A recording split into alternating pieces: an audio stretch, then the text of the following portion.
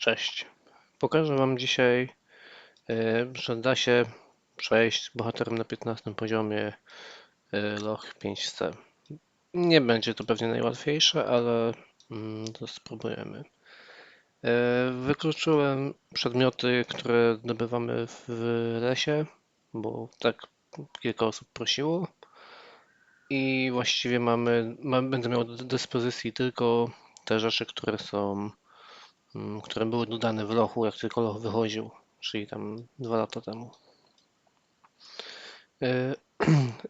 Familiarsów nie będę używał, bo też była prośba, żeby ich nie używać, żeby użyć tylko ekwipunek na poziomie 3 i tyle. Z takich ważnych rzeczy to mam wykupione wszystkie talenty i z tego wszystkiego, co tutaj jest, chyba najważniejsze to jest doktor, czyli jeden z dwóch najważniejszych, czyli coś, co pozwoli nam regenerować życie nie używając przedmiotów, bo mamy po prostu limitowaną liczbę wszystkich rzeczy, jakie możemy mieć, więc jeżeli byśmy za szybko użyli całe jedzenie, wszystkie mikstury, to niestety nie pożyjemy za dużo.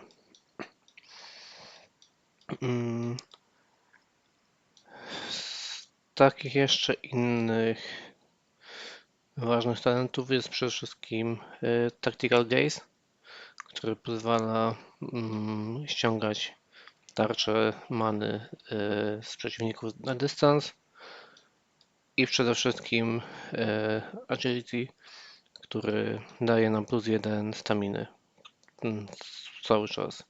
I ten talent jest kluczowy i bez niego ja bym się nie ruszał do poziomu 5, bo bez niego jest bardzo ciężko cokolwiek zrobić. Jak widzicie, niektóre talenty, które by się bardzo mogły przydać, też są niemożliwe do wykupienia. Na przykład ekwipunek i hartowanie. Ale cóż, taki był plan, że na poziomie 15 to spróbujemy zrobić. Jeszcze tak patrząc na bestiariusz, to chyba warto zauważyć, że na poziomie 5 najwięcej atakuje przede wszystkim Beholder, koleś, który rzuca patykami i przede wszystkim potwór, który wygląda jak Diablo. Ponadto potwór magmowy też ma dosyć duże obrażenia, ale on ma tylko 2 staminy. Więc najgroźniejsze zagrożenie, jakie będziemy mieli, to będzie właściwie Diablo. Będzie... nie wiem, jak go nazwać. On i Beholder. Różnica między Beholderem i tym takim topornikiem jest taka, że topornik ma tylko 3 strzały, a Beholder ma ich 5. Czyli tak właściwie po 3 strzałach on już nic nie zrobi, a Beholder jeszcze zrobi. Sukubus, nie Sukubus, tylko Demonica ma przede wszystkim też dużo zręczności, więc ona pierwsze co robi, zawsze strzela 2 razy, jak tylko jest w zasięgu. Każdy strzał bierze 4 zręczności, 4 staminy potworkowi, więc każdą walkę zaczynają z taką staminą i po 4 staminy im odejmuje, po 3 im się regeneruje, więc właściwie po 3 strzałach on musi zrobić przerwę. Ona po 2 strzałach, ona może zrobić 2 strzały, 3 strzał i jeszcze podejść. Więc ona jest po prostu w miarę szybka, ale też ma bardzo mało punktów życia, więc przy odrobinie szczęścia będzie szybko umierać. I z takich jeszcze podstawowych, powiedzmy do poziomu 5, są jeszcze oczywiście impy, które po prostu strzelają i z nimi największy problem jest taki, że lubią być w grupach i to już nie jest zbyt pozytywna informacja, ale są słabe. Zresztą pod tym względem, że są łatwe do zabicia. Takie papiery. Smok po prostu jest. On tam jakiejś szczególnej uwagi nie ma. I z takich ważniejszych rzeczy, co tu jeszcze mamy? Były boss z 5A spawnuje jednego impa, atakuje 18, czyli właściwie jest dosyć groźny, bo ma atak niewiele mniejszy od Diablo czy od pozostałych dużo atakujących. I cóż, i trzeba go będzie po prostu szybko zabijać, zanim zespawnuje impa. I największe chyba zagrożenie, jakie będzie, to ten koleś. Więc taki Demon Lord, czy jakkolwiek go nazwiemy, on nie też, że spawnuje 2 impy, ma jeszcze większy atak, bo 19 aż, jeszcze większy pancerz, bo 13, to jeszcze strzela dosyć mocno. Więc to będzie właściwie chyba największe zagrożenie i największe wyzwanie w całym ranie. No i jeszcze oczywiście smok, który ma trochę większy atak, więcej strzałów i zamiast czegoś normalnego spawnuje demonicę. Ale zobaczymy, czy uda się jakoś na to poradzić. Pozostałe potwory, jak widać, nie za bardzo mają statystyki raczej oddalone od tych, powiedzmy, bardziej od tych ekskluzywnych dla lochu 5, więc przykładowo 18, 11 i 30 punktów życia, a większość z tych potworów ma na przykład 15, 10 i 26. Więc to są potwory, na których się specjalnie nie będzie co skupiać. Oni powinni w miarę szybko umierać. No ale zobaczymy, jak to wyjdzie. Więc tak właściwie nie ma tutaj żadnych zagrożeń większych i zobaczymy. Odpalam i nagrywam to na BlueStacksie, więc może się zdarzyć, że albo mi się skraszuje cała gra, albo będzie trzeba jakoś inaczej improwizować i coś robić. I z takich jeszcze ważnych rzeczy nie można zapomnieć Poke i nie można zapomnieć Berserkera i po prostu w niektórych pokojach trzeba będzie pewnie tego użyć. I tak właściwie Poke i Berserker dadzą więcej niż jakbyśmy założyli na nią pancerz i cały set poziomu 4. Zresztą naprawdę że więcej, ale no, to będzie bardzo duże ułatwienie w takim lochu. I z takich jeszcze innych ciężkich rzeczy, jakie się będą dziać, to po prostu to, że punkty życia na 15 poziomie wynoszą 39 po zrobieniu artefaktu. I no, nie jest to jakoś wybitnie dużo, zwłaszcza, że skill doktor można używać dopiero jak bohater ma mniej niż połowę HP. Czyli załóżmy, że jakbyśmy mieli 40 punktów maksymalnie, a mielibyśmy obecnie 20, to byśmy nie mogli użyć, musiałoby spaść do 19. I w tym momencie nasz threshold użycia to 19. Więc spróbujemy. Dobra, uzupełniłem manę i powinno, mam nadzieję, że chodzić w miarę płynnie i chyba jest dobrze. Aha, i chyba sobie kliknąć przede wszystkim, żeby pułapki jednak rozbrajać, a nie żeby w nie wchodzić. Więc pierwszy pokój jaki mamy, to właściwie możemy podejść tutaj i uderzyć od razu silnym ciosem. Dawno nie byłem w tym poziomie, więc nie do końca wiem, nie do końca pamiętam, jak dużo taki bohater mógł robić, więc trochę będę improwizował, ale zobaczymy, jak wyjdzie. Smok ma 3 staminy, więc dojdzie maksymalnie tutaj. My mamy tylko 1, więc właściwie możemy podejść jeden krok, żeby mieć do niego bliżej. W tym momencie możemy zrobić jeszcze jeden krok, zaatakować go normalnie, bo mamy 4 staminy i potem dopiero uderzyć tym, mając nadzieję na to, że umrze. No nie umarł, ale po drugim zwykłym ciosie padł.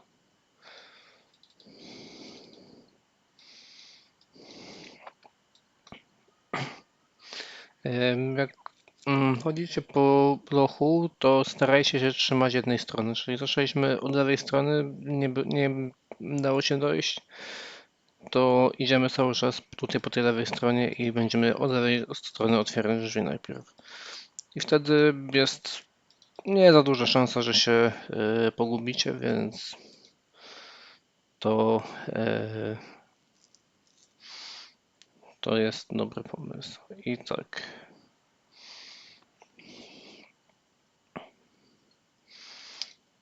Chyba najprościej będzie po prostu przeszarżować i zaatakować, bo tam za nim jeszcze jest skrzynka. Więc zrobimy 2 ataki, żeby szybko się go pozbyć.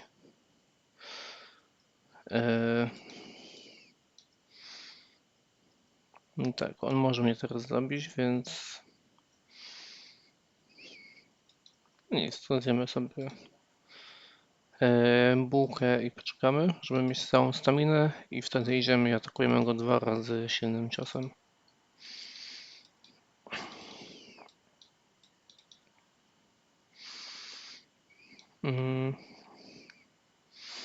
On miał bodajże 5, więc 2, 4, 5. Cofniemy się tutaj, żeby go cały czas widzieć i dzięki temu możemy w tym momencie zdjąć mu osłonę i pójść krok dalej. Czyli w tym momencie on powinien skończyć gdzieś tutaj i mamy wystarczająco stamina, żeby 2 razy zaatakować go ciosem silnym, tylko że on ma dużo punktów życia, więc... Aha, on też atakował podwójnie. Dopiero teraz zabijamy go tak. I nie musimy się od razu cofać, żeby wyjść z walki, bo jesteśmy w stanie też szkieleta zabić normalnie. Poszedł jedno, ma teraz 4 staminy, jedna mu się zmagazynowała, bo jak wiadomo, jak teraz mój bohater ma 5 staminy, to co walkę i co turę dostaje 5 staminy i początkowa stamina wynosi 5. I jest jedna stamina zapasu, czyli w tym momencie szkielet zamiast 3 będzie miał 4, bo mu się zregenerowała ta stamina, więc 2, 3, 4. No i poszedł sobie 2. Poszedł 2, bo w tym momencie ma 4 staminy znowu, bo mu się znowu zregenerowało. Jest w stanie pójść tu i zaatakować. Więc spróbujemy go zbejtować, żeby poszedł trochę bliżej.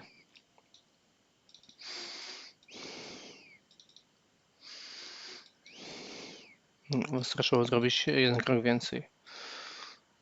I w tym momencie umarł. I używamy doktora, tylko że niestety na tym poziomie nie da się więcej niż raz. O.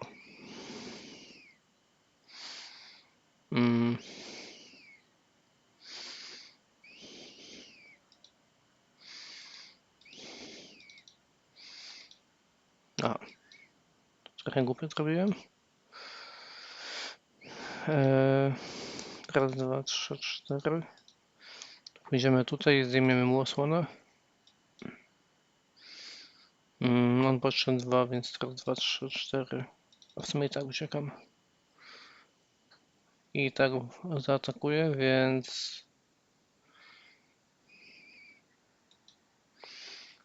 Bułka. Pójdziemy tutaj i... druga bułka. Żeby to przeżyć. Teraz poczekamy znowu, żeby mieć całą staminę i żeby go zabić, zanim on zespawnuje kolejne impy. Czekamy, aż imp sam podejdzie, nie ma się co pchać. I idziemy dalej.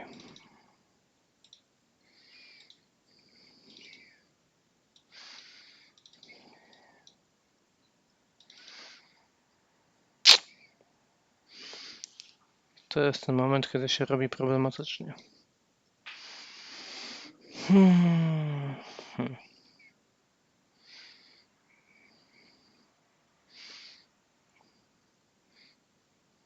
Największy problem jest taki, że takich pokojów może być więcej. Ale tak jak mówiłem, to jest bardzo groźny moment, dlatego spróbujemy zrobić combo Poke Berserker i pójdziemy sobie w tył. Idę w tył dlatego, żeby jeden z nich się zablokował i nie pozwolił strzelić drugiemu. W tym czasie my możemy odpocząć i zrobić właściwie rozbrojenie ich obu. I możemy jeszcze rzucić demoralizację. I na szczęście złapało ich obu.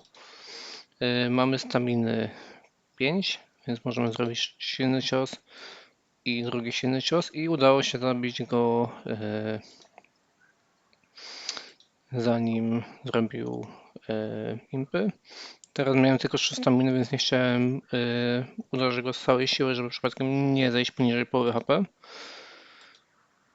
I teraz dobity. I tak właściwie chyba by się to dało spokojnie zrobić bez poke, ale lepiej by było nie ryzykować. Teraz szarżujemy na niego. O. Może być trochę trudniejsze, spodziewałem.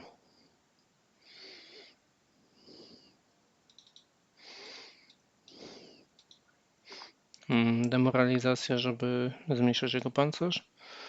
Czekamy na całą staminę i idziemy z 2 silnymi ciosami, które przy odrobinie szczęścia wystarczają na zabicie go. Więc tak właściwie będę musiał być chyba po prostu bardziej ostrożny, jeżeli idzie o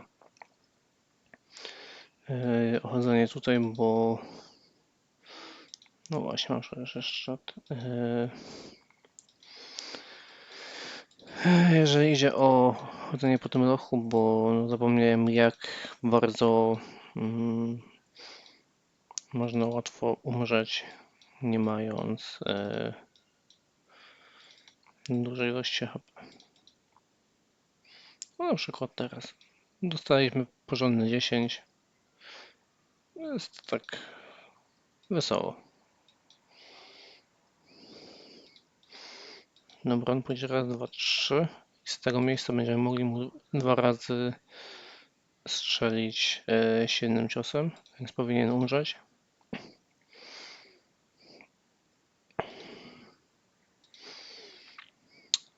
Zjem baklawę jedną, bo trochę energii też się przyda. Wejdziemy tutaj, rozbroimy tego i się schowamy znowu. Teraz tak, imp strzeli raz. My idziemy tutaj. O, umarł. Zabijamy impa i robimy demoralizację. Demoralizacja zawsze trafia przynajmniej jednego, więc było 100% pewności, że trafi. I teraz trochę się podeszyłem na wszelki wypadek, bo trochę głupio by było zginąć. I to jest przypadek pesymistyczny, czyli jednak nie zginął. Więc niestety mamy 2 impy więcej, z którymi trzeba sobie poradzić.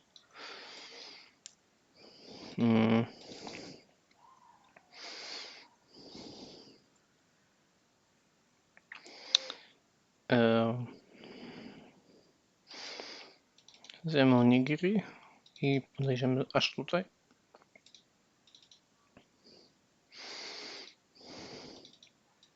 Uciekniemy, żeby szkielet po prostu mniej nam mógł zrobić i dobijamy go.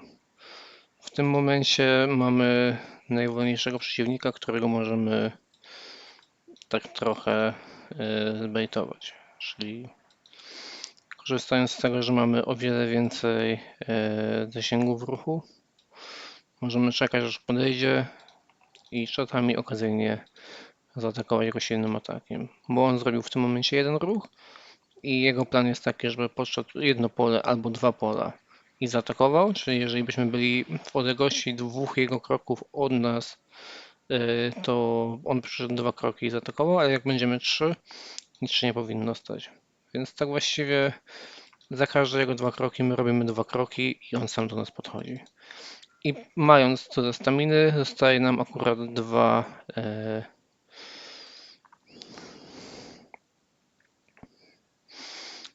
staminy, żeby uciec. W tym momencie on już jest na wykończeniu, tylko chciałem spróbować go zabić zwykłym atakiem, żeby nie marnować jeszcze energii, bo już dużo many poszło i na skille, i na rozbrojenie, więc To w ogóle będzie dosyć drogi run. Nie wiem w jakich liczbach się zamknę, ale coś mi mówi, że to nie będzie za mało. I tak, healing i tutaj.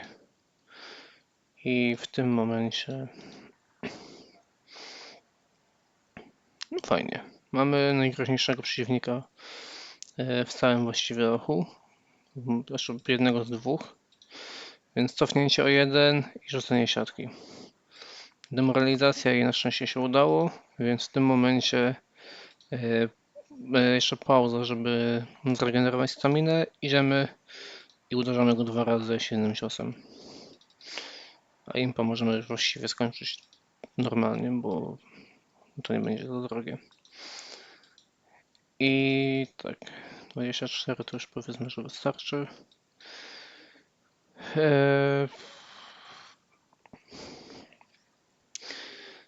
To nie jest najlepszy scenariusz, jaki możemy mieć, niestety. Dlatego spróbuję. On pójdzie raz, dwa, trzy.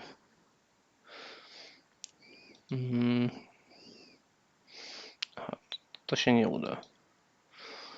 Bo czasami jest tak, że jeżeli ja bym stał w tym miejscu, chyba w tym,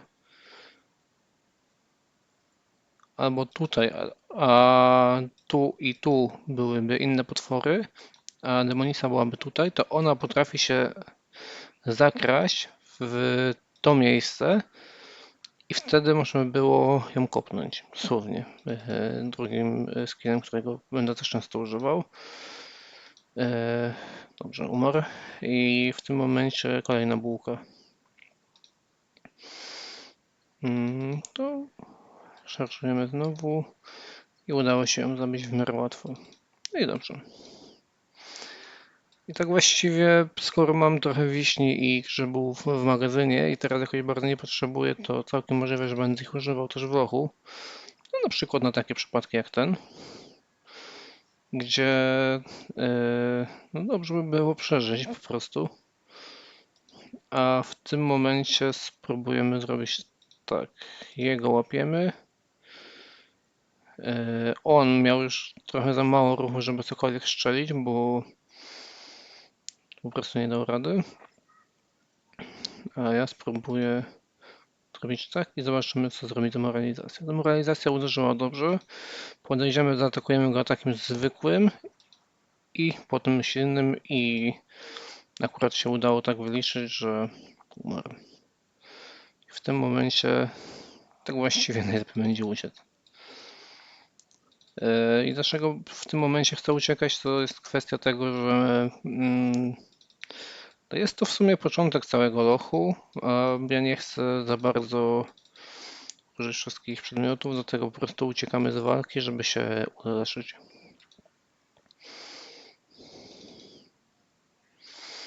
W tym momencie, jak już jesteśmy poza walką, możemy użyć doktora, użyć sobie Charge of Motivation i tym samym możemy baitować potwory dalej.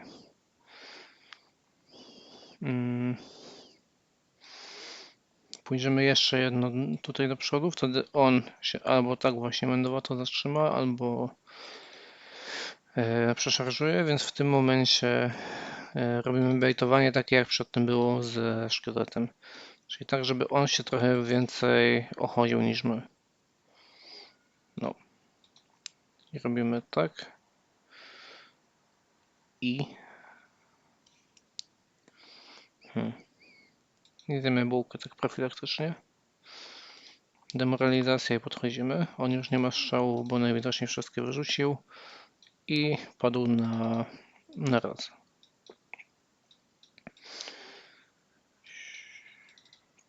Często w sumie w tawernie się pojawiają głosy, że demoralizacja jest takim talentem, który się za bardzo nie przydaje. No ja tam mam odmienne zdanie. Ja lubię całkiem demoralizację, choćby teraz, bo czasami może się okazać, że można zrobić tak i po prostu kolejny wróg umiera tylko dlatego, że udało się mu trochę mocniej przywalić.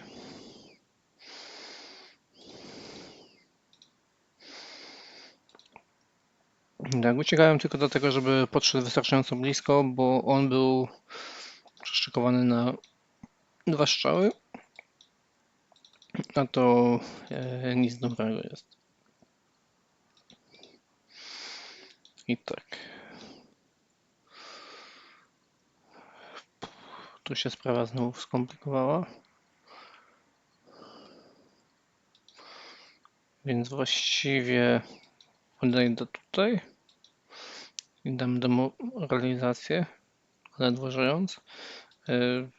Duża mikstura HP i spróbujemy ją zabić na jednego strzała, bo jesteśmy akurat w dobrej odległości i udało się. Tylko teraz trzeba uciekać znowu. I pewnie duża część tego rana to będzie takie właśnie uciekanie, bo niestety trzeba będzie uciekać. Nawet nie wiem, czy ten run się jeszcze uda, bo o wiele łatwiej by było na 18 poziomie, gdzie mamy +1 do pancerza i dodatkowo o wiele więcej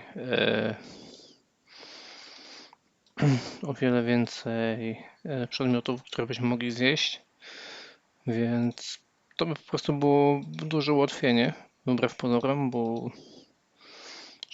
na pewno by było duże ułatwienie. Raz, dwa, trzy.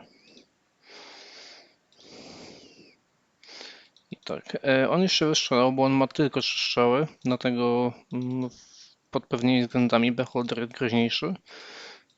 A on wystrzelał wszystko, co miał, więc wiedziałem już, że nic nie powinien zrobić. Znaczy nie powinien jeszcze raz strzelić, bo jakby strzelił jeszcze raz, to by miał szansę nas zabić, ale... O. I weź tu z tym waż. No dobra.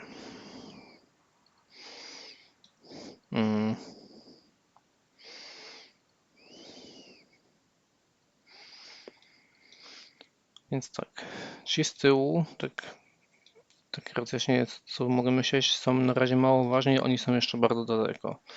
Jej został 1 strzał, więc teoretycznie nie powinna zrobić zbyt wiele, ale ona ma sneak, więc jest ryzyko, że ona może się po prostu zakraść. On jest raz, dwa, trzy, więc teoretycznie spróbujemy pójść tutaj i rzucić demoralizację. Nie do końca się udało, jakbym chciał, a diabeł trochę uderzył, więc spróbujemy po prostu zawalczyć.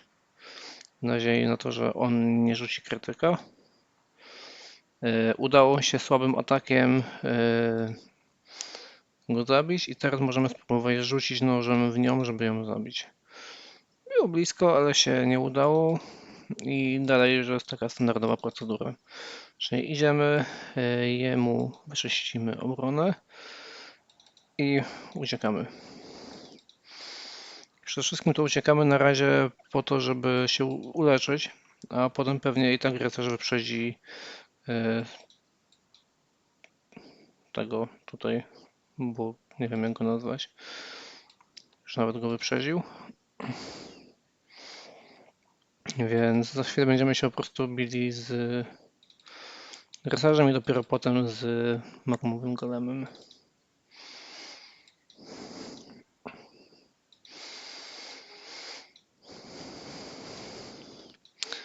Chyba, że on trochę podejdzie, bo nie ma sensu za nim latać. I znowu po prostu bejtujemy, żeby przeszedł wystarczająco blisko, czyli w tym momencie zrobimy 3 kroki. On na maksymalnym zasięgu podejdzie bodajże tutaj, czyli gdzieś tak do tego miejsca i my jesteśmy w stanie zrobić 1 krok i zrobić 2 strzały rozgłoszącym uderzeniem. Więc to się fajnie tak da policzyć. I tak, on już nie ma obrony i będziemy sobie biegać wokół tej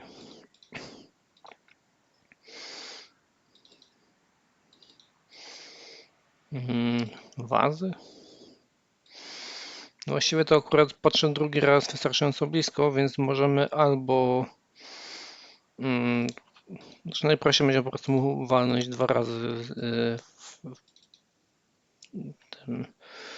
Fatal Blowem, bo to się nie ma co przejmować za bardzo. Nie ma co tracić czasu. O, nawet fajnie, że się trafił teraz potwór, bo zeszliśmy znowu poniżej 20 i możemy użyć sobie leczenia. Obawiam się, że będzie trzeba jagódkę użyć, ale... I to jest jedno z takich gorszych pomieszczeń, bo niestety każdy imp strzela i o ile pojedynczy imp jest prawie niegroźny, o tyle 5 impów, nawet jak już się ma ekwipunek poziomu 4, może być groźny, bo groźny. Oni po prostu będą robić obrażenia niezależnie od tego, ile uderzą. Jeżeli 5 impów strzeli za 1 3 razy, to łącznie byśmy dostali 15 obrażeń i to już jest sporo. Więc po prostu no nie jest to najfajniejszy pokój, jaki mógł być, ale to jest no, 5. loch. Podszedłem do niego o krok, zaatakuję go najpierw normalnie, a potem dopiero tym, żeby mieć pewność, że nie żyje.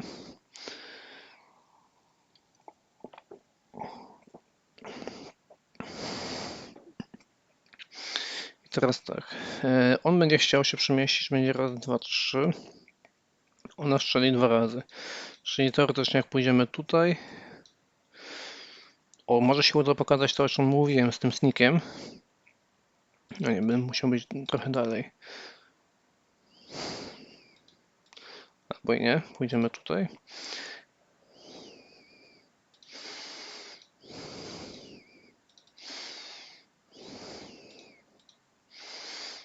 Zabijemy jego i teraz dostajemy salwę w siebie i właściwie mając 17 że się możemy uciekać. Bo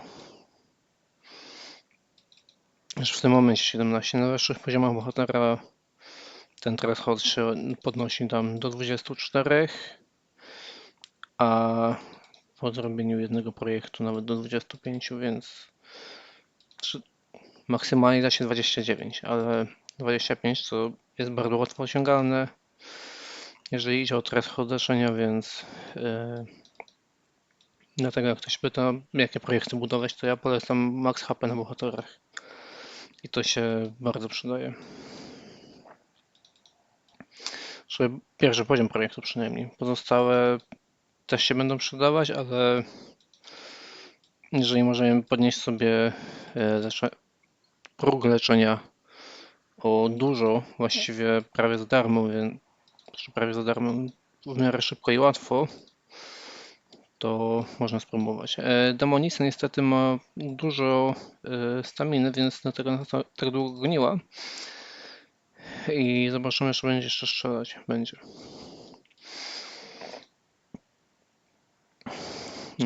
2-2 i ona teraz powinna zacząć podchodzić. Gdzieś w tym miejscu, jak staniemy, to powinno być. I się udało. Bez większych problemów.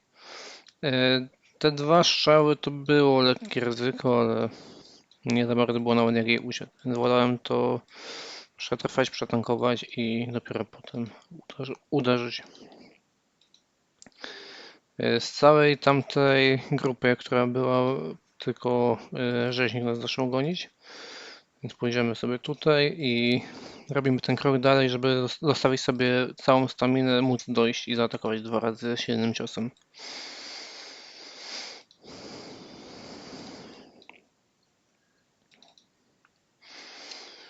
Tutaj podchodzimy tak, żeby maksymalnie jeden miał do nas zasięg, że on już tego zasięgu nie potrzebuje.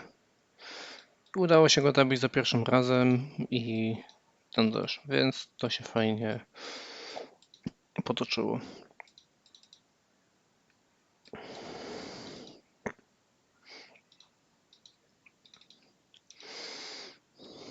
A to już się nie do końca fajnie potoczyło.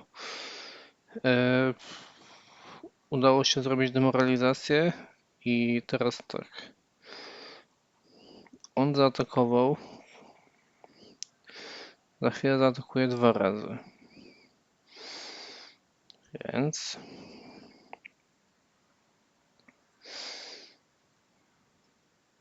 mam pewien pomysł, który wydaje się trochę głupi, I tak, użyjemy jednego jajka i zrobimy kopniak. Plan się nie do końca udał, bo zszedł poniżej połowy HP i zespawnował impa, ale nie zaatakował. I teraz on, smok, jeszcze się teleportował za nas i możemy zaatakować obu naraz. Tym samym wyłączamy smoka, ale niestety grubego się nie udało. Dlatego już bijemy normalnie, bo imp jest prawie nieszkodliwy. I niestety nam się kończy mana, więc zobaczymy co jeszcze będzie w tym tutaj pokoju. No właśnie, koniec many. Więc wrócę jak tylko tą manę uzupełnię. Ok, uzupełniłem całą manę, jak widzicie. I możemy spróbować iść dalej.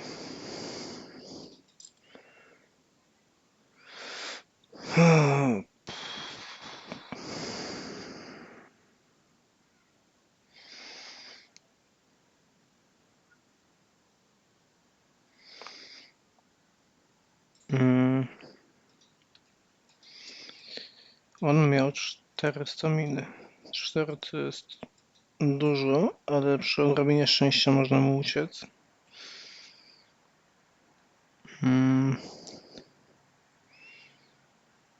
Ten podejdzie gdzieś tutaj, a ten mnie dogoni. A ten po prostu strzeli i on pewnie też strzeli, więc ryzykowny dosyć pokój jest. Próbujemy odprowadzić pojedynczego smoka na początku jak najdalej, bo on będzie w miarę szybko szedł. Tylko że niestety idzie razem z impem. Że nie z impem, tylko z Demon Lordem. Więc zobaczymy, jak bardzo się to uda wybejtować, więc za chwilę być może będzie walka z Demon Lordem sam na sam i to będzie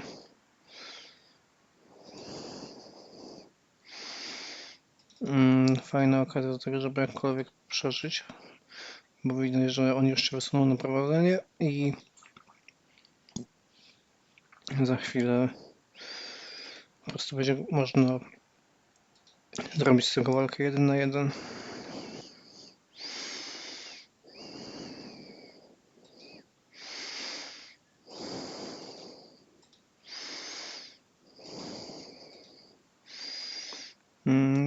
Schowałem się tutaj, żeby móc po prostu z niego zdjąć na odległość tarczę. Teraz przez ścianę możemy zrobić demoralizację, podejść 2 kroki, bo i tak nas uderzy i uderzyć normalnym atakiem. I trochę mi bohaterka przesadziła, to był krytyk, więc do tego uderzyła to mocno. I taka sytuacja jak teraz jest trochę ryzykowna, bo imp też może skrytykować. Imp by skrytykował, to pewnie by mnie zabił, ale to już było takie lekkie ryzyko. Oczywiście jak nie chce się ryzykować, możemy było dalej uciekać i bejtować samego impa. Ale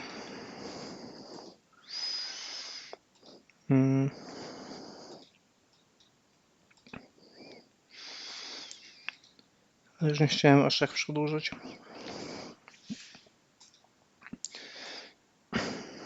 Aha, no tak. Zapomniałem, że on strzela. Więc atakujemy normalnie i atakiem silnym. No i to jest to, o czym mówiłem, czyli na 20 punktach życia niestety nie jesteśmy w stanie uleczyć się.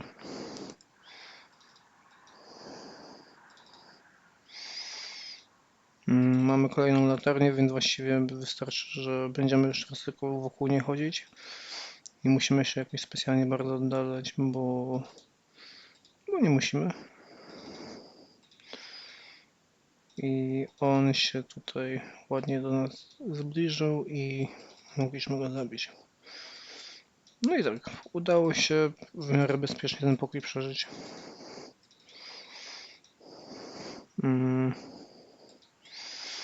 I zjem sobie właśnie jedną jagodę, bo Mhm. No i no tu uciekamy. Standardowa procedura. Smok podszedł wystarczająco blisko, że możemy mu 2 razy zaatakować atakiem silnym, a golem nie miał po prostu wystarczająco staminy, żeby cokolwiek więcej zrobić. Odchodzimy na taki dystans, żeby móc zdjąć z niego barierę i uciekamy jak najdalej, bo robak zrzuca siatkę bodajże z odległości 3 kratek, jakoś tak. Więc z nim największy problem jest taki, że on tą siatkę lubi w bardzo głupich momentach wstawić.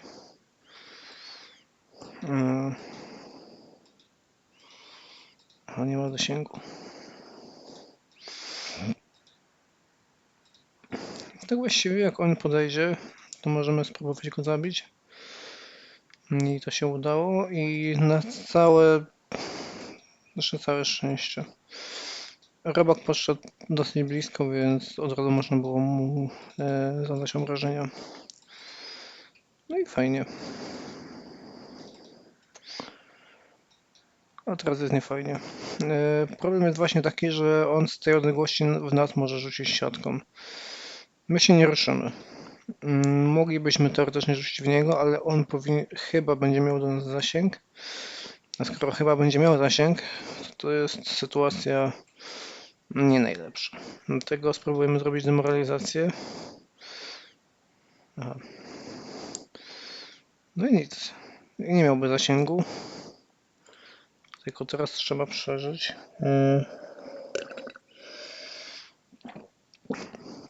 Zrobimy jeszcze jedną demoralizację. Tym razem się udało złapać obu. I spróbujemy...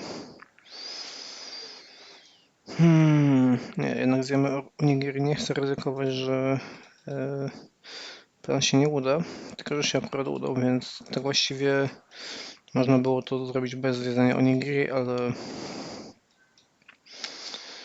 chciałem, żeby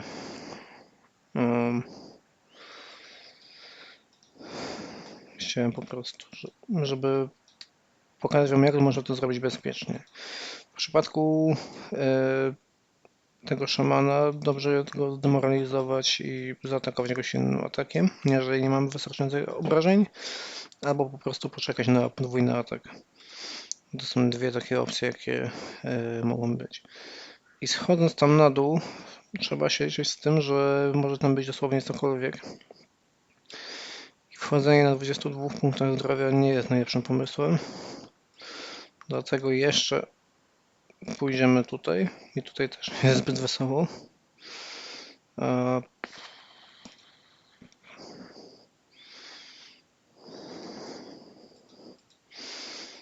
Okej, może się uda przeżyć.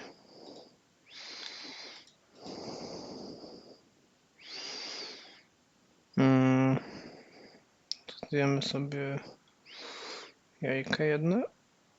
I tak w tym momencie możemy uciekać. Ale właśnie bezskutecznie. I tak, wszystkie impy się wystrzelały, więc właściwie one nas będą gonić teraz, a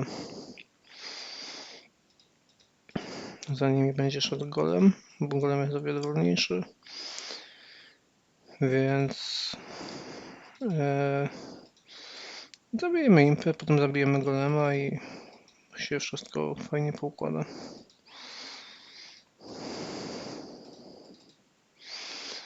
No i super.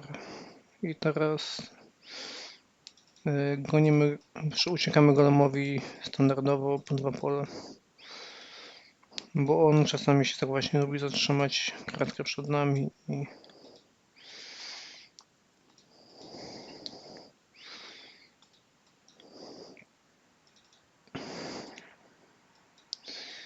dopóki nie mamy jakiegoś takiego fajnego obiektu, żeby sobie go okrążać, to lepiej jednak uciekać.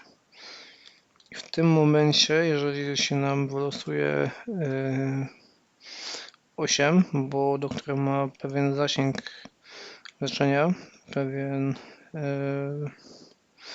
pewne ograniczenia po prostu, to a się wylosowało dokładnie 9, to jeszcze wolę tam nie schodzić na dół, chyba że gdzieś tutaj się jeszcze wylosuje przeciwnik. Ben to wolę sobie zostawić na później, bo to jednak jest 5 punktów życia, a czasami w walce może się przydać. A tutaj mamy dwóch fajnych przeciwników. Ja tam lubię.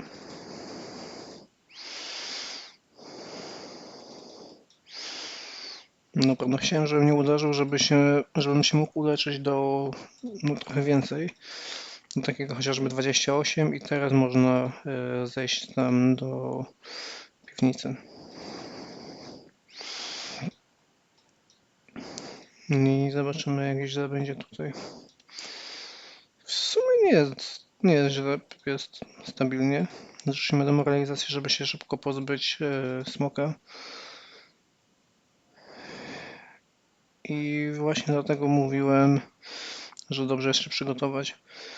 Więc gdybym zszedł tutaj na 20 punktach zdrowia, to bym niestety nie przeżył. Więc to jest takie właśnie dosyć ryzykowne. To tak, 3 kroki i spróbujemy tak, demoralizację, żeby go złapało. I poczekamy, aż nas uderzy raz, żebyśmy mogli się potem uleczyć. To był mały misklik, czasami się zdarza. Nic się wiele nie stało, na szczęście.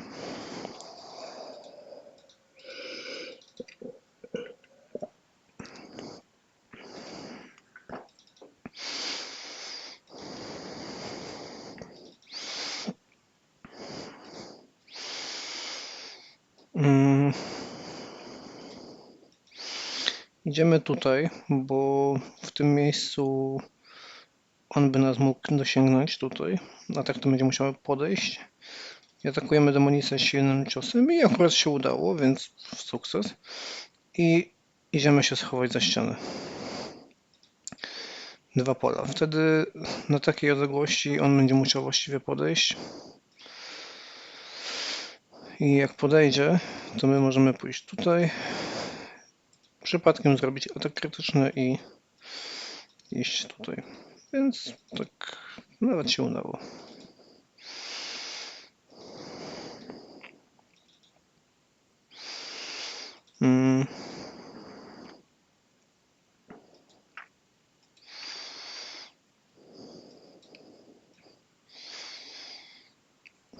Właśnie miałem złe przeczucia co do tego pokoju.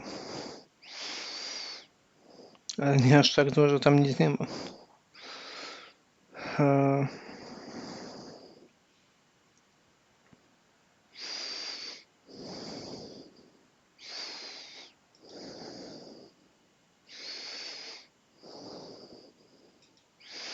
Więc spróbujemy zrobić tak i demoralizację.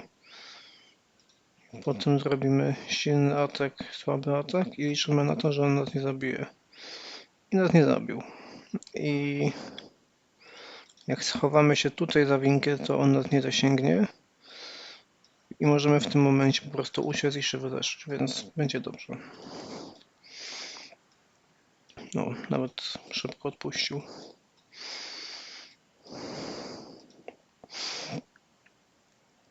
No i właściwie zrobimy tak samo jak z tym poprzednim, czyli schowamy się tutaj i zaatakujemy go raz silnymi, drugi raz silnymi powinno być.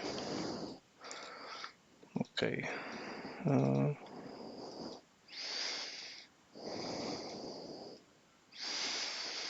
No tak, chcę też trochę expa nabić na niej, więc będę też niektóre pułapki niepotrzebnie rozbrajał, bo to i to miejsce to jest na pewno to samo miejsce, a z nim wolę ostrożnie, bo lepiej, żeby się nie duplikował. Jakbym miał wyposażenie poziomu 4, to nawet by to była jakaś tam, powiedzmy, forma expa, to lepiej nie ryzykować.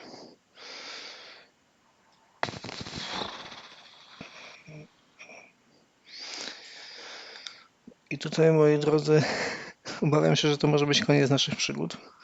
No, tak naprawdę to nie, tak naprawdę to zrobimy po prostu Poké Berserker, tylko trzeba to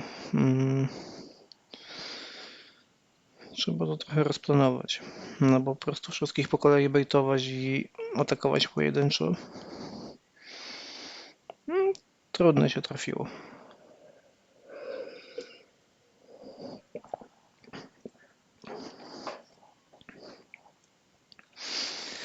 Więc tak. Najgorsze jest też to, że jest dużo strzelających. Więc schowanie się tutaj do winkla niewiele pomoże. Ta dwójka będzie cholernie szybka, ale będzie ich stopować demonica, bo oni jej nie przejdą. Nie mają jak. Więc teoretycznie można by było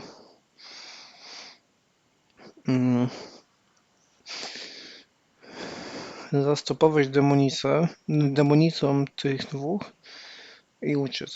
Demonica ma, z tego co pamiętam, 5. Czyli demonicy nie uciekniemy.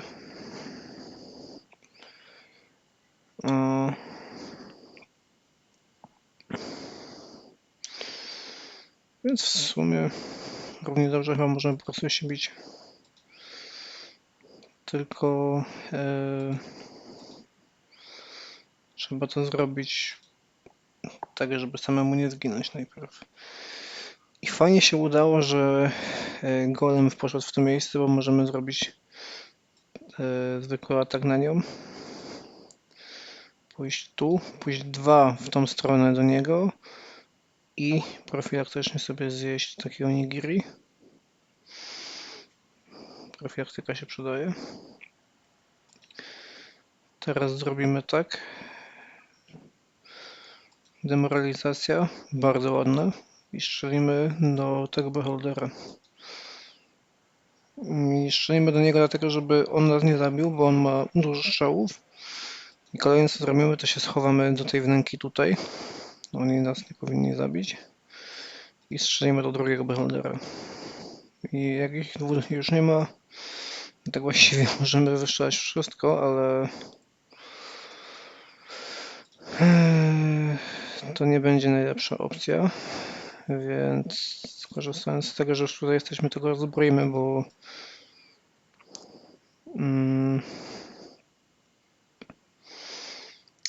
on wiele nie powinien zrobić. Poczekamy, aż mamy pełną staminę. Oni są dalej zdemoralizowani, więc zrobimy tak. Podejdziemy jedno. Z tej strony uderzymy tego raz i zrobimy kopniak z półobrotu, żeby spróbować ich obu zabić, co się udało. Potem robimy kolejny kopniak i tego już zabijamy po prostu bez problemu.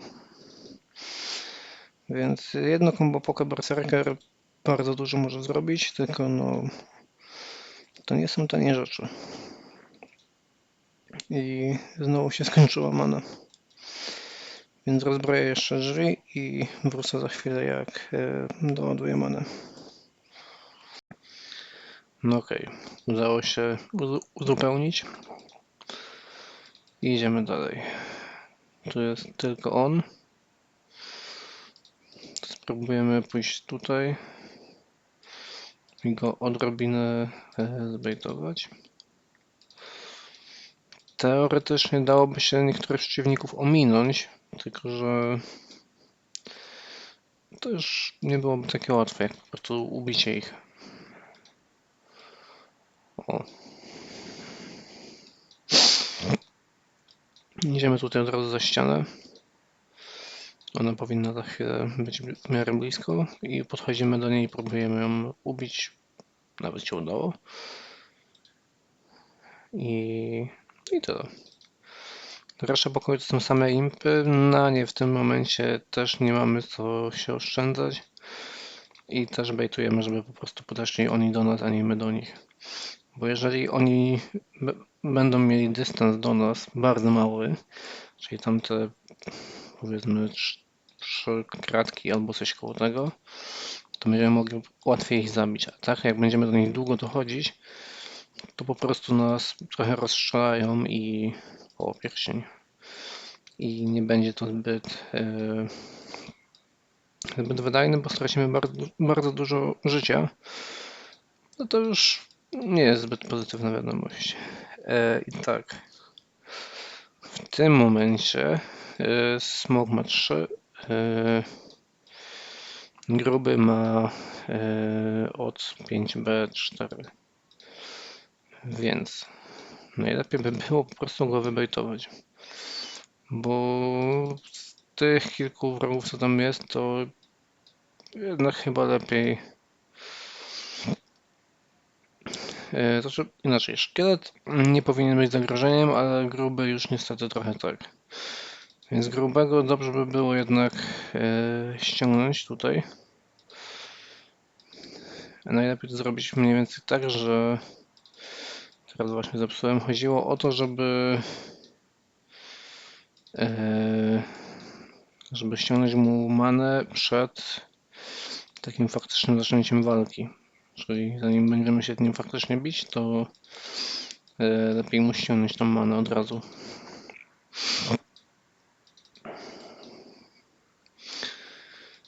I po prostu uciec na tyle, żeby się uleczyć. I zrobić tak. Demoralizacji jeszcze nie możemy. 1 krok. Demoralizacja, 3 kroki. I on do nas nie chce podejść, więc zrobimy 3 kroki znowu. I jeszcze 3. Pójdziemy, zaatakujemy go najpierw zwykłym atakiem, żeby go osłabić. On nam zaatakuje trochę i dobijamy go już tak, bo w tym momencie mam trochę mniej obrażeń niż bym miał, jakbym był bohaterem, który ma ekwipunek poziomu 4, więc na 2 Smashing Blow jest ryzyko, że niestety gruby przeżyje i to już nie jest nic pozytywnego. Bo wtedy on by zespawnował impa i to by był po prostu mały problem. A tak to standardowa procedura, po prostu atakujemy. Teraz podszedłem do szkieleta, żeby po prostu go szybciej zabić. On poczekał swoją turę, dlatego zaatakował 2 razy. Normalnie by zaatakował raz, ale powiedzmy, że byłem trochę greedy.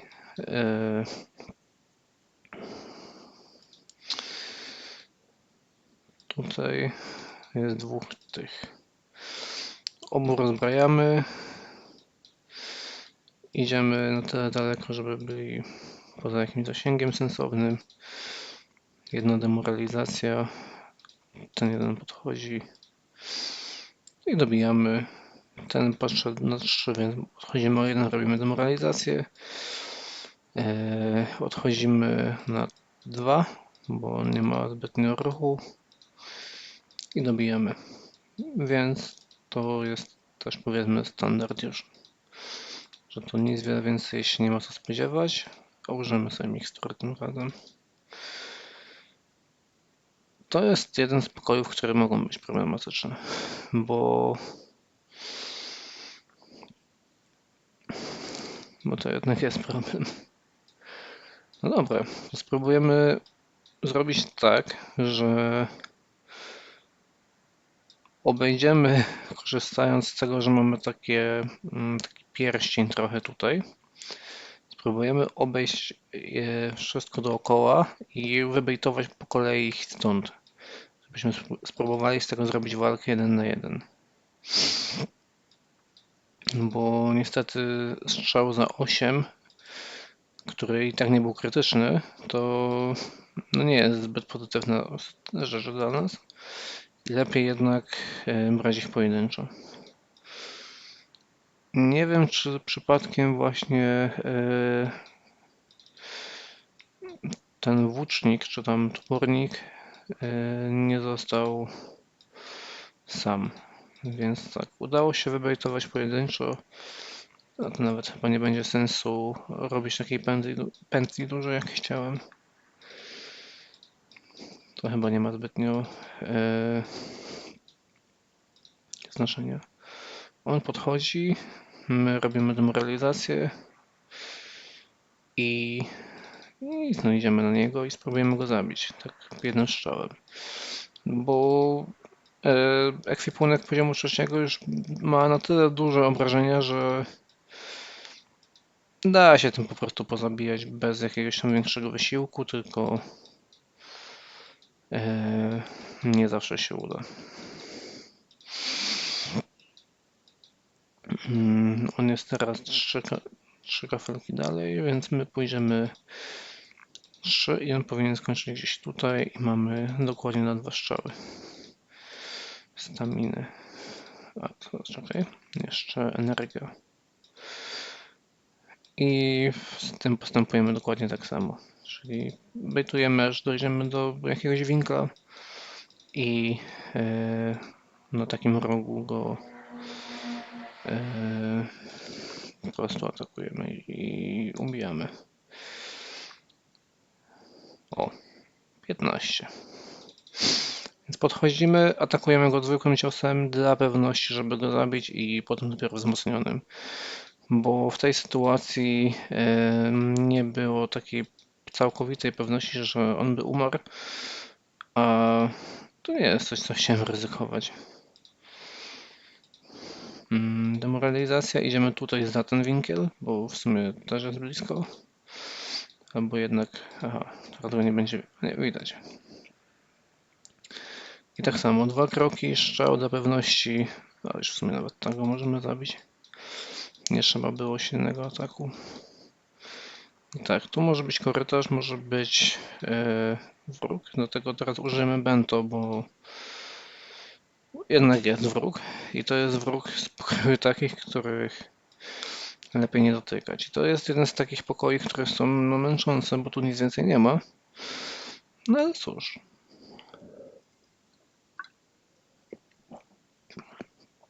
Zabijemy ich. Więc tak, tylko jakby to zrobić, tak, żeby to fajnie było.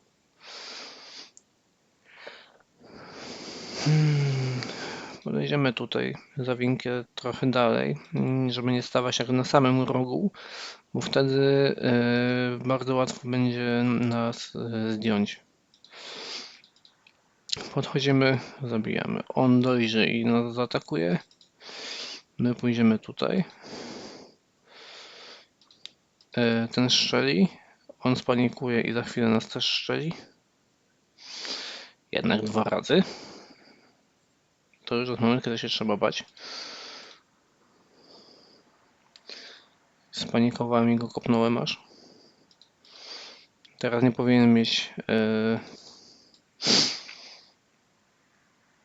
Ile on ma tego ruchu? 5? Nie powinien mieć 5. 4. W tym momencie można uciekać.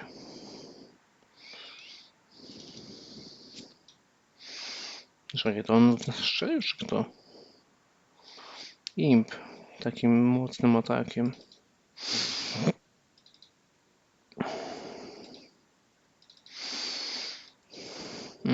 4 to powinno gdzieś dotąd być. I spróbujemy go zabić. Się niestety nie udało. Dobra. Jedna baklawa, żeby się w miarę wyleczyć i sobie dodać energii.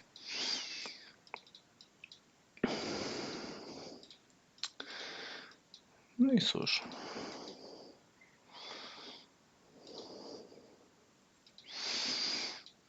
Poczekanie, żeby tak jeszcze mieć wystarczająco punktów, żeby się uleczyć i teraz się trzeba bać.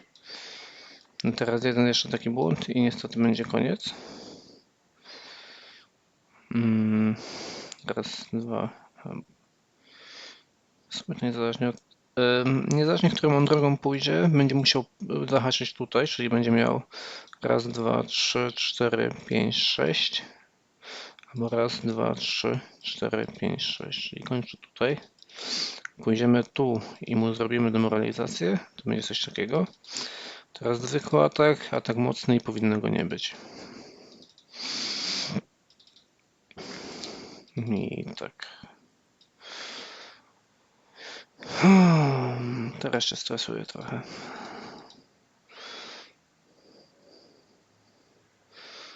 I w tym momencie mamy bossa. No dobrze. Używamy pokę, używamy berserkera i kolejne co robimy to strzelamy do niego, czyli właściwie go atakujemy. Korzystając z chwili spokoju rozbrajamy smoka, rzucamy demoralizację i atakujemy pojedynczo wszystkie te smoki małe.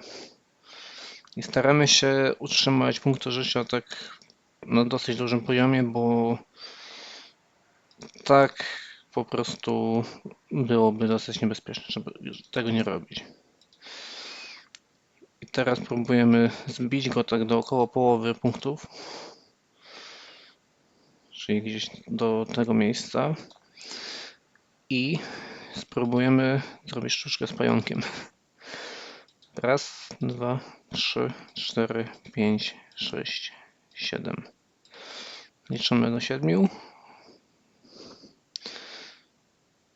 Widać, że pająk dostaje obrażenia jako pierwszy. Normalnie jakbym miał zbroję poziomu 4, to bym się nie przejmował i miałbym mniejsze HP. Tak się po prostu trochę nie do końca spodziewałem, że smok zaatakuje mi pająka. Robimy 2 silne ataki i smok umiera niedużo później. Spróbujemy jeszcze teraz... No w sumie nie trzeba. Niestety pająk nam wybuchł, ale smok prawie że umarł od tego co mieliśmy. Teoretycznie gdyby się udało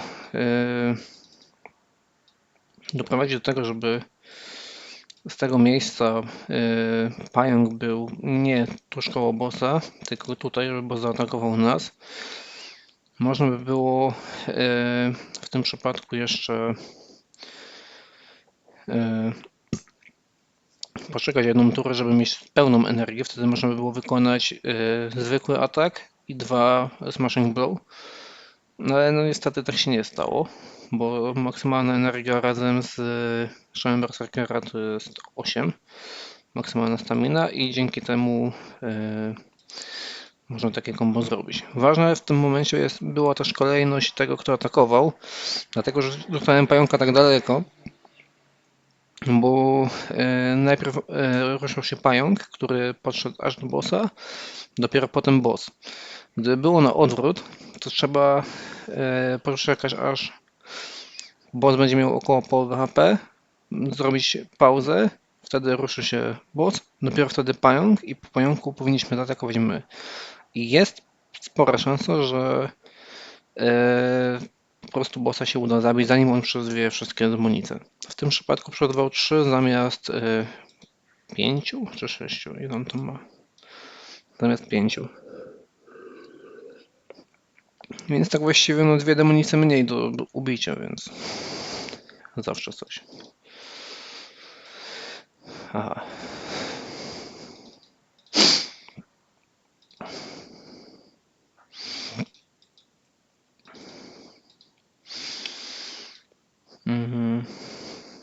Właściwie to można było móc spróbować go zabić tym jednym Smashing Blowem, ale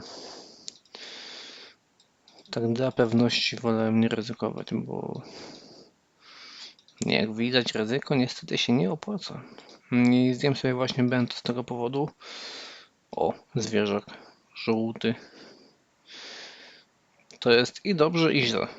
Dobrze, bo będę go mógł oswoić, źle, bo niestety on pewnie coś przedwie. Ale jaki ładny.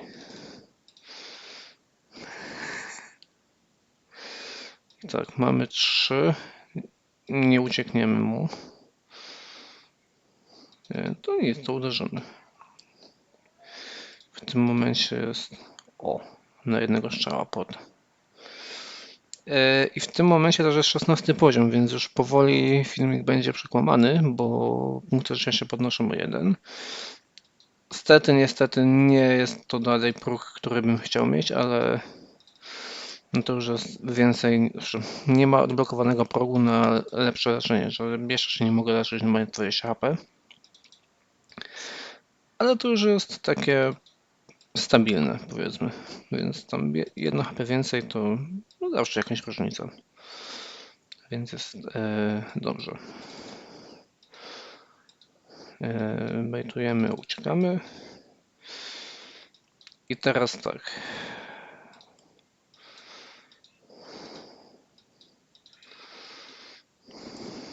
Największy problem, jaki tutaj będzie, to zabić to, co on jeszcze zespawnuje koło siebie, bo zwierzaki często spawnują dodatkowe potworki i tutaj to mogą być 2 bardzo mocne potworki albo 2 dystansowe mocne potworki, więc to nie jest zbyt pozytywna wizja i zobaczymy, co się tam z tego wykroi.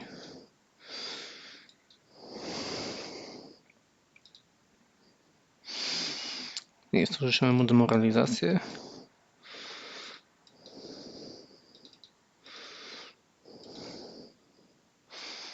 Uniknął. On jest zdjęty do poniżej połowy HP, ale my mamy jeszcze dużo przestrzeni, żeby uciekać w tym momencie, więc po prostu uciekamy, wyleczymy się i zabijemy impa. I jak zabijemy impa, to wtedy dopiero będziemy się zajmować tym zwierzakiem. A wszystko to z tego powodu, że imp no, chce mieć walkę sam na sam z zwierzakiem, który no, sam z siebie może jakiś bardzo groźny nie jest, ale tak jak mówię, boję się, co on tutaj dorzuci do walki. Dlatego znowu ucieczka i niestety chodź tutaj.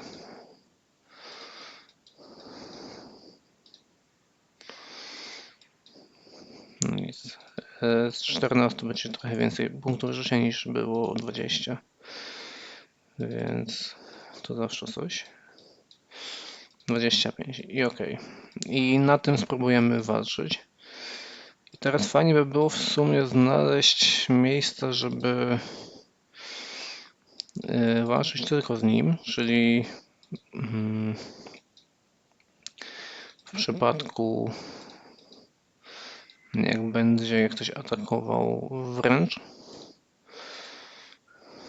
to żeby się udało obronić. Jest atak, jest Inari Dushi i jest scenariusz pesymistyczny. Ale tak, on nie powinien zabić. No ja się bardzo boję tych 2 panów, więc zrobię tak. Jego złapiemy. To wypijemy i się uleczmy najpierw, a potem dopiero zrobimy tak.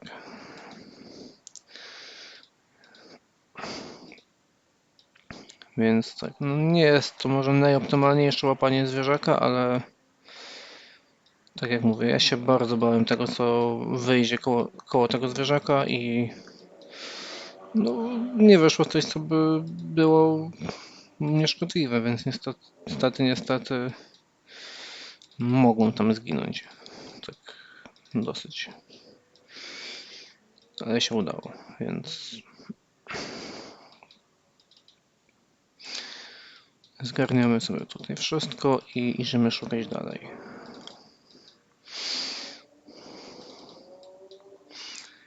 I tak właściwie to, co mówiłem wcześniej o tych jagódkach, to sobie właśnie jedną zużyję, żeby mieć po prostu więcej punktów życia, tak powiedzmy w rezerwie profilaktycznie. Jeszcze tak właściwie co się udało złapać? 30 zł się udało złapać.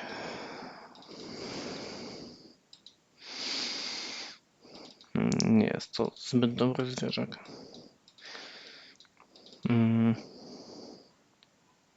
Fajnie. No to klasyczna historia, bejtujemy jedno i drugie.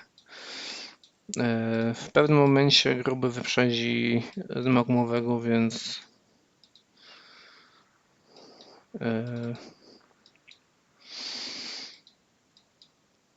no na przykład teraz, więc właściwie mamy znowu walkę 1 na 1 z grubym.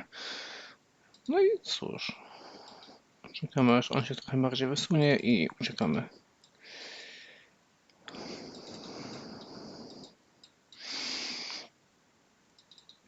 Chyba tędy to było.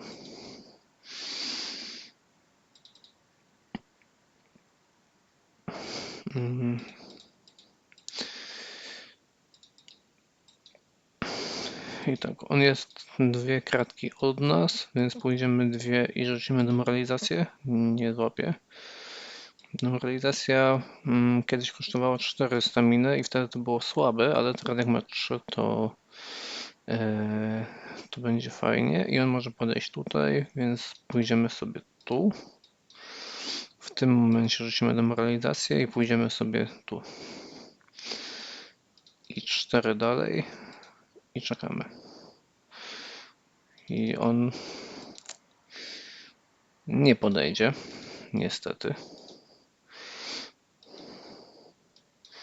Ale teraz już podszedł. Dobra. Strzał i idziemy tak samo zrobić z magmowym golemem. Aha, no tak, nie ma siły woli. No nic, to wracam za chwilę.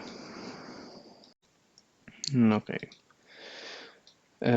Przy odrobinie szczęścia to już powinno być ostatnie uzupełnienie many, czyli nie wiem jak kroków zrobił, zagadałem się.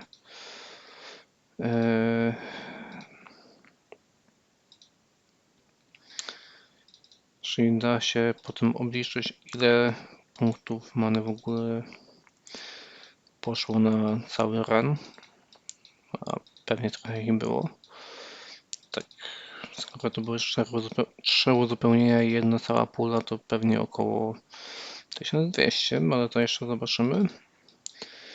Szybka regeneracja całego bohatera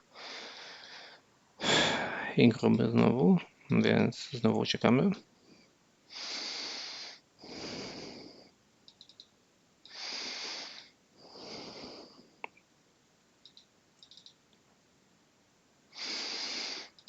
I co on?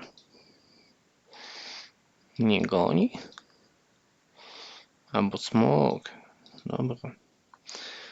To trochę komplikuje sprawę.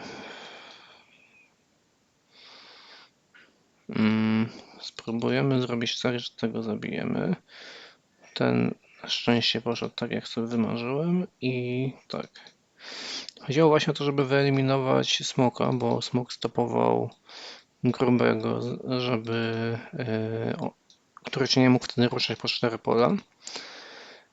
I dzięki temu zostaje sam gruby. Jeszcze teraz tylko trzeba w sumie sięgnie go, to nie sięgnie chyba. Raz, dwa, trzy. Stąd powinno sięgnąć. I dobra, teraz on jest rozbrojony i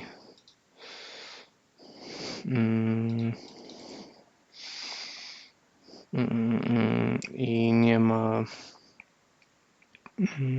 zbroi z MP. Więc tak.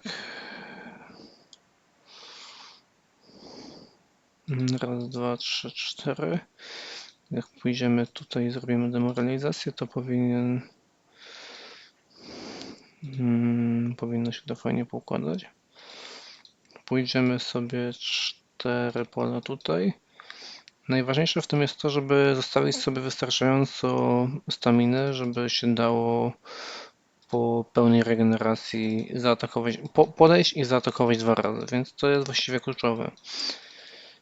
Bo wtedy jesteśmy w stanie zrobić właśnie taką akcję, że zabijamy go właściwie bez obrażeń. A tam jest tylko kilka impów z tego co pamiętam, więc nie powinno się nic wiele stać chyba. 3 jeszcze. Ludzie.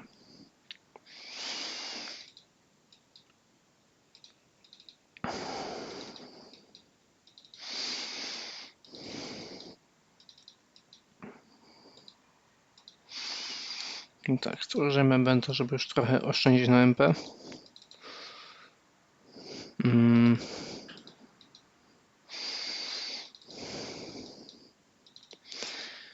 I tak, normalnie jakbym miał czwarty miecz 4 albo pierścień 4, to bym mógł spróbować po prostu go zabić na 2 mocne strzały, a tak to trochę się boję, że jakby ten misterny plan nie zadziała.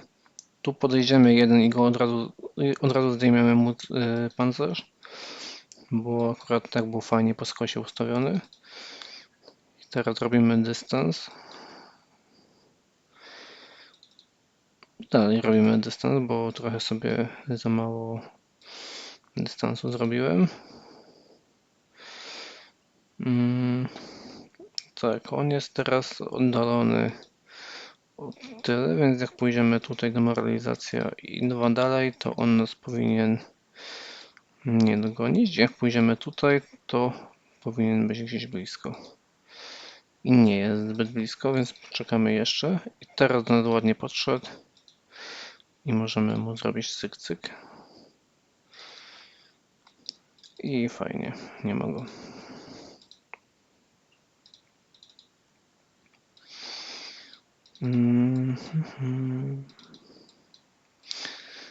I tak, powoli właściwie już jest koniec dachu.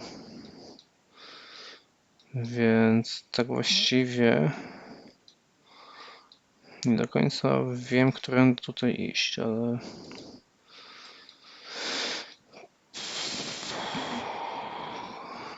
i tak. Jak widzę tego przeciwnika, to zawsze się właściwie boję, co dalej będzie. Znaczy, przynajmniej w tym momencie się boję, bo 2, 3, 4, 5, 6. Nie sięgnie go demoralizacja niestety, ale on zwykle szarżuje dosłownie pod gracza. Więc przy 2 mocnych strzałach on powinien po prostu umrzeć. I teraz też chciałem zrobić tak, żeby się po prostu uleczyć, bo szkielet raczej nie powinien zrobić krytyka za 17 czy 20, prędzej 12 powiedzmy. O, jagódki. W pierwszym pokoju, jaki to właściwie był. Takie bogactwo mnie ominęło. Zjemy bento, bo zostało jedno, szkoda, żeby się zmarnowało. Wybejtujemy sobie tego impa, żeby go można było szybciej ubić. I są jeszcze 2 smoki i tarczownik. Spróbujemy wybejtować pojedynczego smoka. I najgroźniejsze, co może nas spotkać, to jest właśnie coś takiego, jak teraz miało miejsce, czyli dosyć mocny krytyk od tarczownika, dlatego teraz dobijamy smoka, zjemy sobie...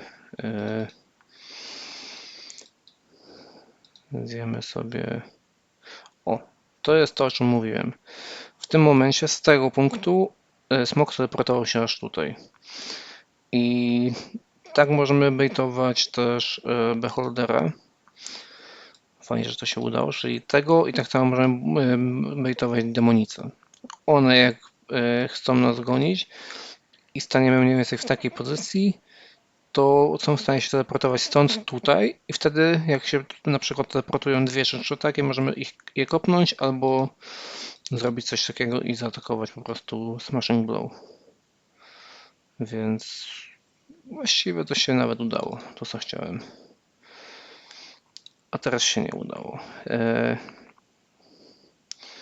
I tak, mało zostało nam HP, więc spróbujemy zrobić tak i strzelić mu 2 razy normalnie. Myślałem, że za pierwszym razem padnie. I ten po prostu umarł i No i tyle. Że jest stabilnie.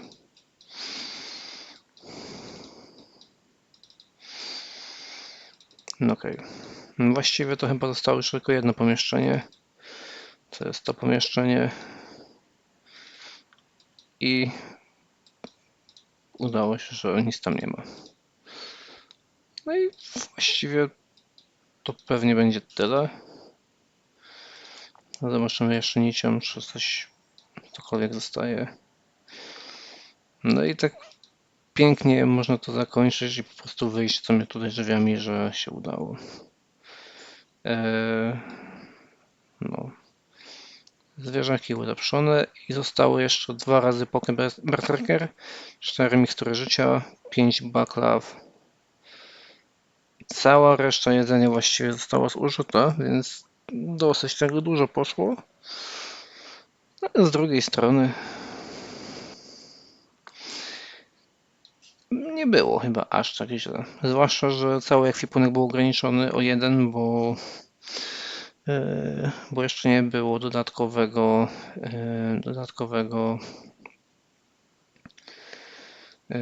talentu, który by dawał,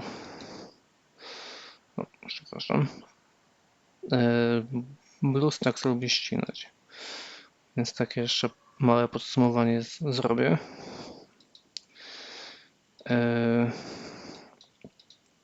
W tym momencie ta bohaterka właśnie jeszcze nie miała innego dosyć ważnego talentu, jaki można mieć, czyli właśnie przygotowanie ekwipunku. Przygotowanie ekwipunku, czyli Equipment Preparation i Harnering, to są 2 talenty, które bardzo dużo mogą pomóc. Dlatego osobiście nie polecałbym robić takiego ryzykownego runu, jak ja tutaj zrobiłem na 15 poziomie. Chciałem tak właściwie pokazać, że da się i trochę opowiedzieć, jak można grać, żeby to się udało. Więc chyba się udało. A teraz można odblokować fajne rzeczy z zasób, które są. I tak.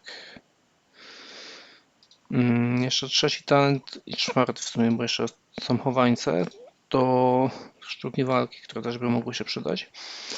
Martial Arms i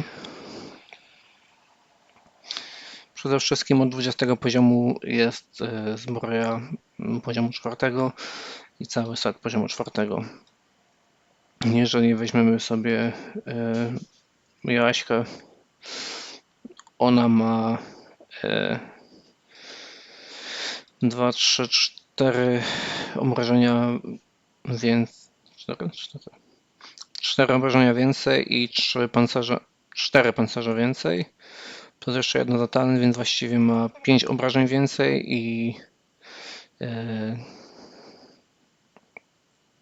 trudna matematyka i 4 pancerze więcej. I to jest bardzo duża różnica w stosunku do tego, co mamy tutaj. 12 pancerza to nie jest dużo, 17 ataku jest wystarczająco, żeby skończyć taki loch, ale da się lepiej. No i też straciłem 2 ambrozje, jedną bardzo głupią, drugą trochę mniej głupią, więc też pamiętajcie o tym, że mogą się zdarzyć głupie przypadki, ale to, no, da się, po prostu się da ten loch ukończyć. Więc tak, to by było chyba na tyle. I cóż, dzięki, że ktoś chciał to pooglądać, jak ktokolwiek pooglądał do końca i cieszę się, że coś mogłem tak pomóc społeczności całej, że może będzie komuś łatwiej zrobić ten loch. Więc taki żywy dowód, że się da, już jest. Cześć.